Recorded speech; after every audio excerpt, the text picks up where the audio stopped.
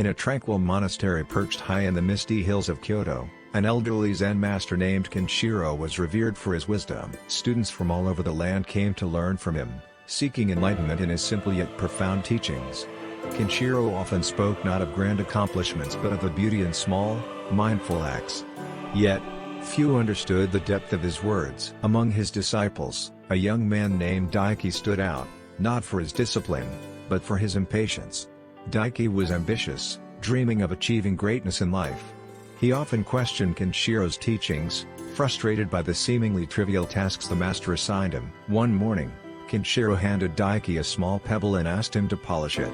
"Master," Daiki protested, "I came here to learn the path to enlightenment, not to waste time polishing stones."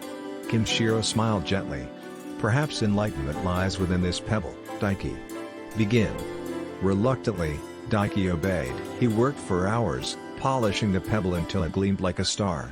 When he handed it back, Kenshiro nodded but said nothing. He merely gave Daiki another task, sweeping the monastery courtyard. Days turned into weeks.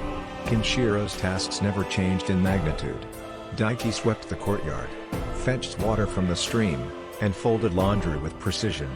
While the other disciples meditated or practiced calligraphy, Daiki felt trapped in mundane chores. One day, he confronted Kenshiro.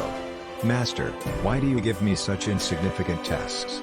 How can I find enlightenment in sweeping dust?" Kenshiro looked at him with kind eyes. "Daiki, the dust you sweep is the same dust that clouds your mind. When you sweep with care, you also clear your thoughts. But if you rush, you scatter it further." Though Daiki didn't fully grasp the meaning, he returned to his chores with a hint of curiosity. One stormy evening, Kenshiro summoned Daiki to the garden. The master handed him a bowl of water filled to the brim. "Walk to the bell tower without spilling a drop," he instructed. Daiki was perplexed. The path to the bell tower was uneven, and the winds were howling. But he took the bowl, walking slowly, his eyes fixed on the rippling surface. Halfway through, he stumbled on a rock, spilling a few drops. When he reached the tower, Kenshiro awaited him. "Did you notice the storm's beauty?" the master asked. "No, master," Daiki admitted. "I was too focused on the water." "And yet, you spilled some," Kenshiro said. "This is the paradox of life. When you focus too much on perfection, you miss the world around you. When you focus too little, you lose your balance." Daiki pondered the words as he walked back to the monastery. For the first time, he saw the storm differently, not as an obstacle, but as a dance of nature. Months passed, and Daiki's tasks continued. Though he still yearned for greater things, he began to notice subtle changes in himself. His hands moved with precision, his thoughts were less scattered. Yet, he still felt unfulfilled. One day, Kenshiro called him to the meditation hall. In the center of the room was a simple clay pot. "Daiki," the master said, "place this pot on the shelf without making a sound." Daiki frowned. The hall was silent, every step echoing like a drumbeat. He approached the shelf slowly, cradling the pot. As he placed it down, the faintest clink resonated. Kenshiro smiled. "You failed." "Master," Daiki exclaimed. "It was impossible to make no sound." "Exactly," Kenshiro said. "And yet, you tried. In trying, you give your utmost care.